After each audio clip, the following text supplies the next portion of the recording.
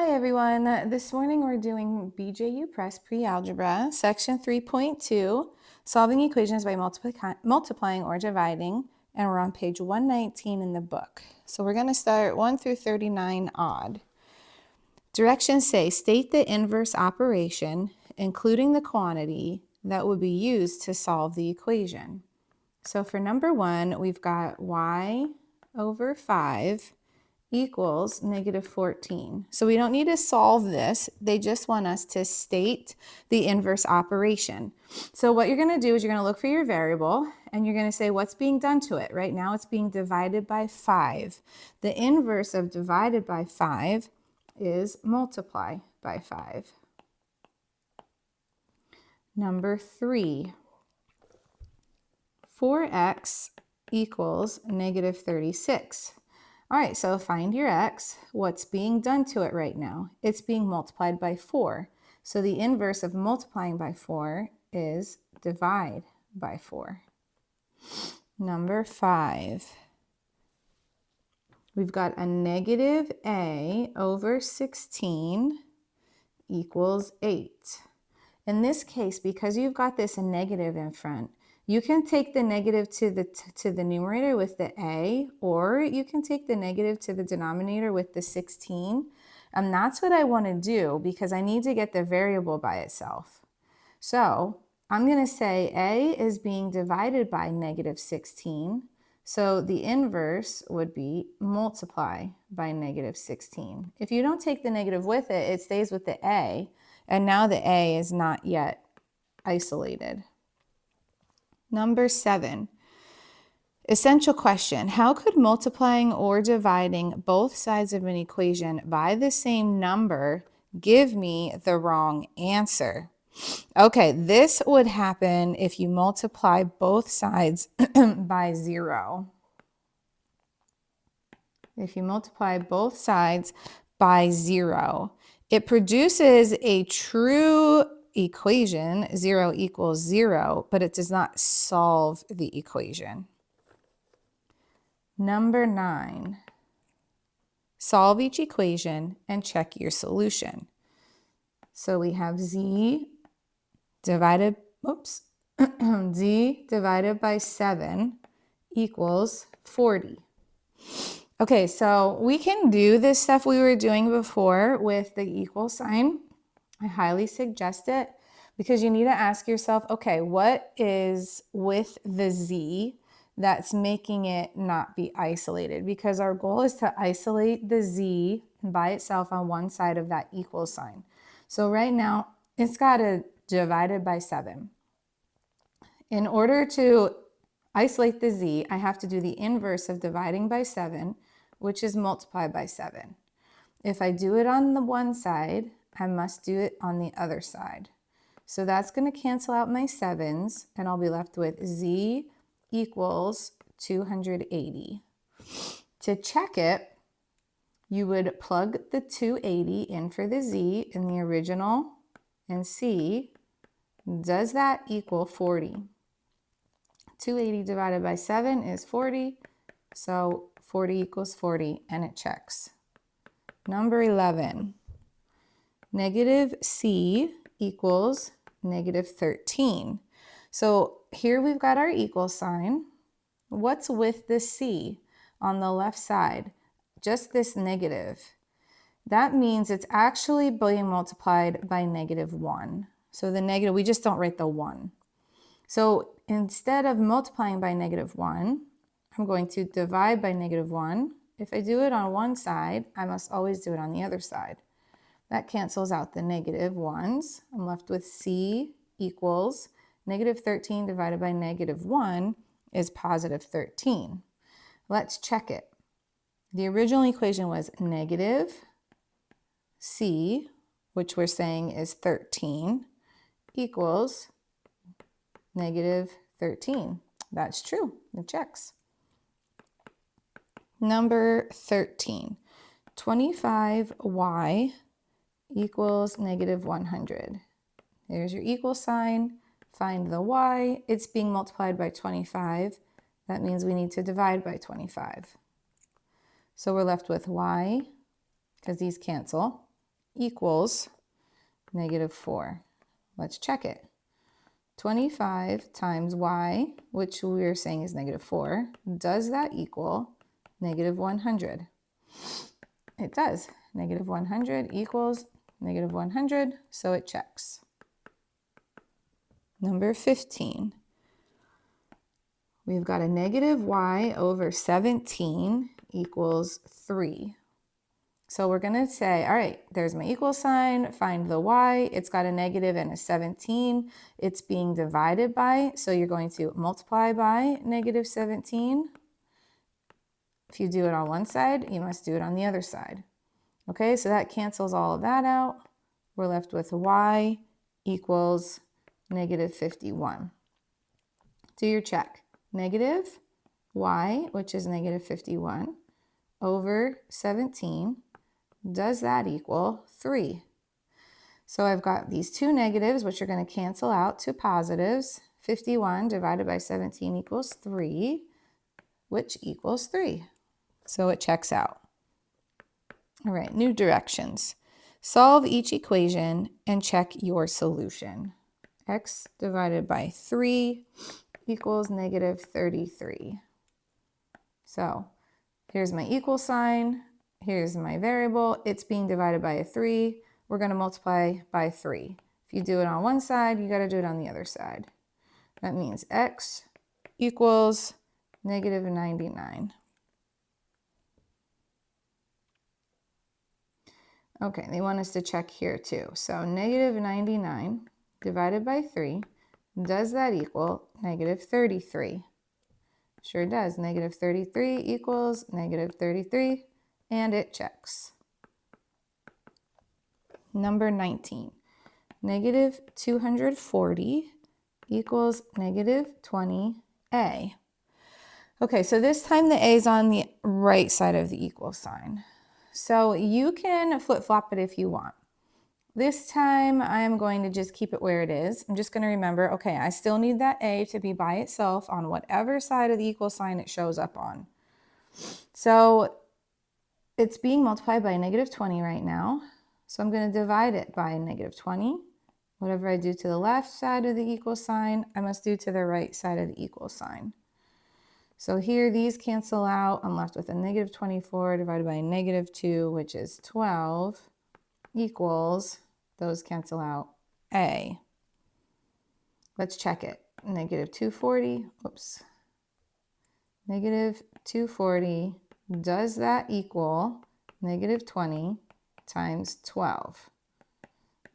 Negative 240 does equal negative 240, so it checks. Number 21.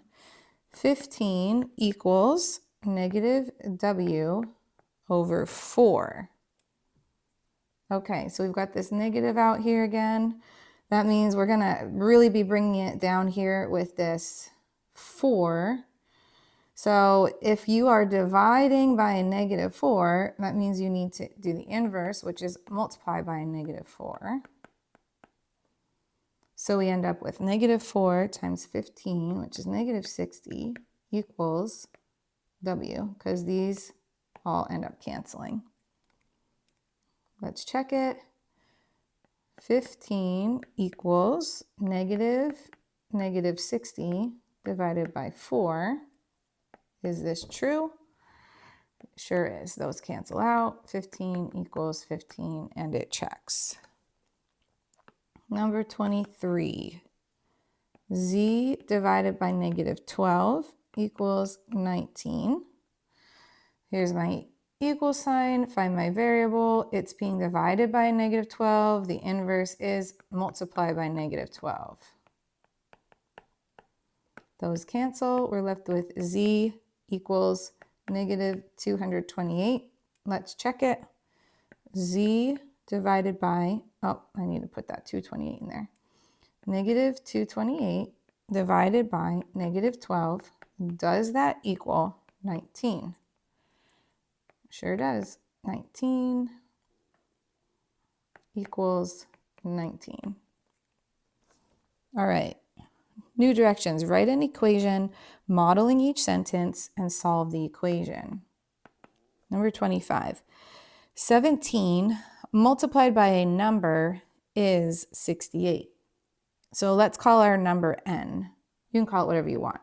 17n multiplied by a number equals or is 68.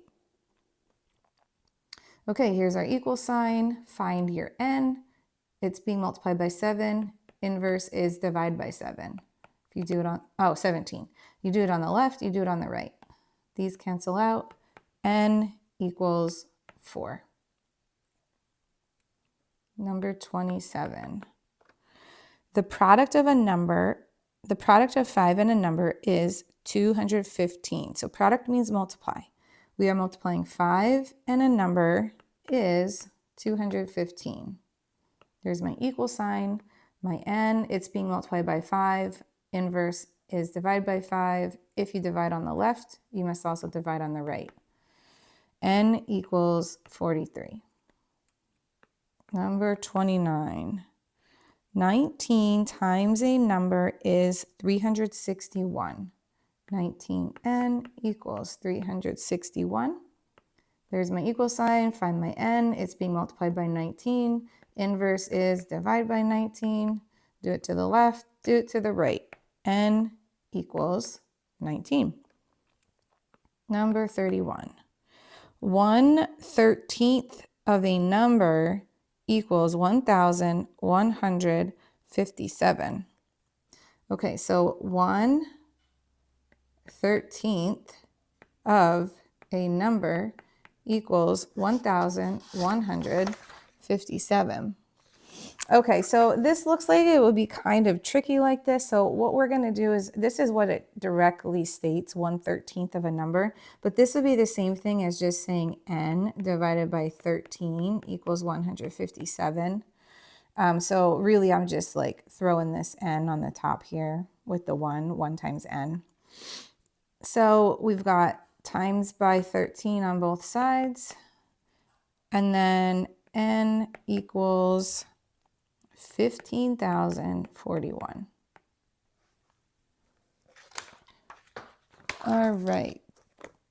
New directions. Write and solve an equation for each exercise. Number 33. Find the cost per yard of material if 5 yards cost $65. Okay, so the first thing we want to do is ask ourselves, what's our variable going to be? Because what are they asking us to find? They're asking us to find the cost per yard. So let's call it C. And I'm just going to jot down so we all remember. C stands for cost per yard. Find the cost per yard of material if 5 yards cost $65. So it's $5. So it's 5 yards times the cost per yard is going to equal $65. So here's our equation, and we're going to solve it just like we had been. Find your equal, find your variable. It's being multiplied by 5, so we'll do the inverse, which is divide by 5. Now we can isolate it, and we end up with $13 per yard. Number 35. A 364-mile trip was completed in 7 hours. What was the average speed? Okay, so what are they asking you to find? That's your variable. What is the average speed? Average speed, let's call it, I don't know, m for miles per hour. So m equals average speed. A 364-mile trip was completed in 7 hours. What is the average speed?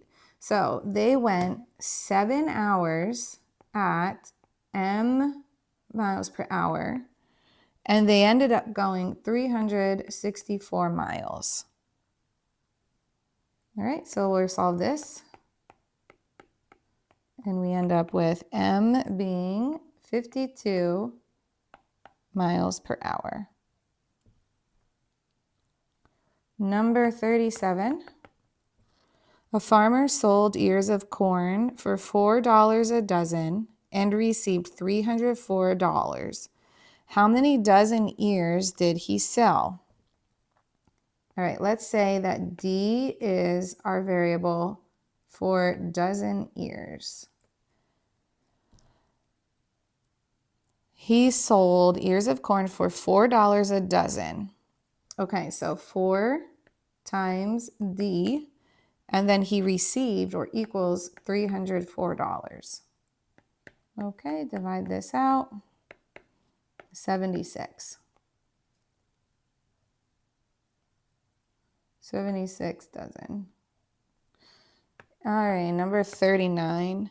The grand prize of $7,500 was divided equally among all the entrants who had tied for first place in the competition.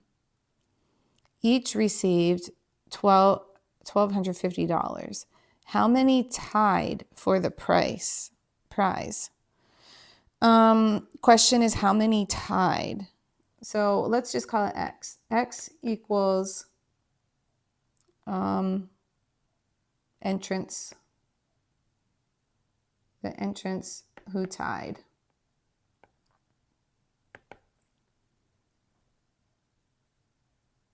So each received $1,250.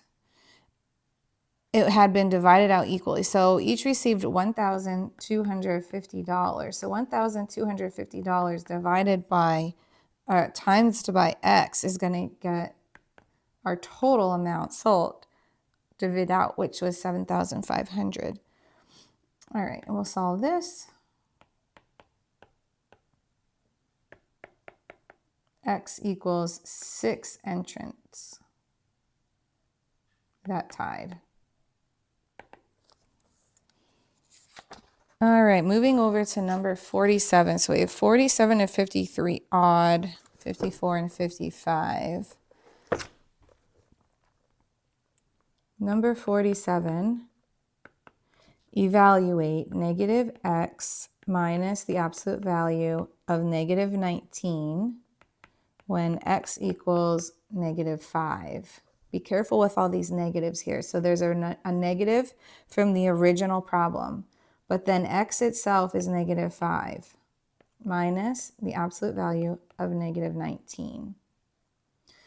So I have these two negatives right next to each other. That's going to make a positive 5 minus the absolute value of 19, negative 19, is 19. Now I have a 5 minus 19. Let's change it to add the opposite. So now I have different signs. So I find the difference. Keep the sign of the bigger one, negative 14.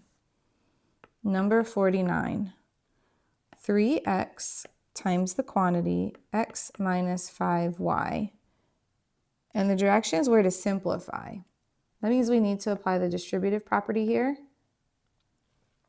That's going to get me 3x times x minus 3x times 5y. So here we've got the same base with these x's, so we're going to add the exponents. 3x squared minus, here I'm multiplying a 3 and a 5 to get 15, and then we just multiply by the x and the y. Remember, you can't combine them any further because x squared and xy are not like terms. 51. Write each number in scientific notation. Okay, so I'm going to start with the 5.21 times 10, and let's see what power we need. I want it to be in between the 5 and the 2. I need to do 1, 2, 3, 4 hops to get to where I originally was to the left, which means it's a minus 4. Number 53, solve each equation and check your solution. Negative 5 plus the quantity s plus 2 equals negative 72. This looks like a 5 here. I gotta be careful. This is really an s. Okay, so even though I have these parentheses here, I can apply the associative property, and I can choose to add my constants together instead, because I don't necessarily need those parentheses there. So I'm going to say I've got the s and plus -5 plus 2 is -3. That equals -72. Okay, it looks like this right now. For the sake of our equation, we actually like to go back and undo that plus the opposite. So I'm going to say this is s minus 3 equals -72. You can do that in your head. You can rewrite it, whatever, but that's what we're actually doing. Here's my equal sign. I should have been drawing that through the whole time. So I want to get the s by itself. Right now, it's got a -3. That means I need to do the inverse, which is add 3. If I do it to the left, I must do it to the right. So I'm left with s equals -69. Number 54. Evaluate -2 squared, 2 cubed, minus 5 squared. All right, so just to be clear, I'm going to write out the whole middle step. Again, if you don't need to write this, don't write it. But I want to make sure everybody's on the same page, because with these negatives and the squarings and the cubings and things get to be a little tricky. So for the -2 squared that I see right here, it's not a parentheses -2 being squared. It's just the negative, and the 2 itself is being squared, which means 2 times 2. Then inside here, we have 2 times 2 times 2. That's what 2 cubed means. Minus 5 squared, which is 5 times 5. Okay, so now in front of the parentheses, I end up with a -4 times the quantity 8 minus 25. Okay, now that you've learned how to do the distributive property, if you wanted to multiply the -4 inside and distribute it inside, you could do that. And I might actually prefer doing that in this case, because I see I'm going to end up with 100 over here. And that cleans up pretty nicely. So you might want to do that. Otherwise, you could go ahead and just solve the inside of the parentheses, 8 minus 25, and then multiply by -4 like we have been doing all the way up until this point. But yeah, I'm going to use a distributive property. That's going to get me -4 times 8 minus -4 times 25. So this is a -32. And then these are going to cancel out to a positive, plus 100. The answer is 68, which is A. So just in case you did not want to do that, maybe you did it the other way. If you did it the other way with following the order of operations and doing the inside of the parentheses first, which is your other option, you would end up with -4 times, if we do plus the opposite, we would get a -17. And then we would be multiplying -4 times -17 and still getting 68. So once you learn more math skills, you get more options in how you decide of solving a problem like that. Number 55. Estimate 66 plus 125 minus 77 minus 245 by rounding each number to its highest place. Let me jot this down here. Okay, highest place is going to get me a 70. Here, I'm going to get a 100 minus 80 minus 200. So this is going to get me a 170, and then I'm going to just add these negatives. That's going to get me a -280. Subtract these out. I'm going to get -110. Oh, good. That's letter B. All right, there we go.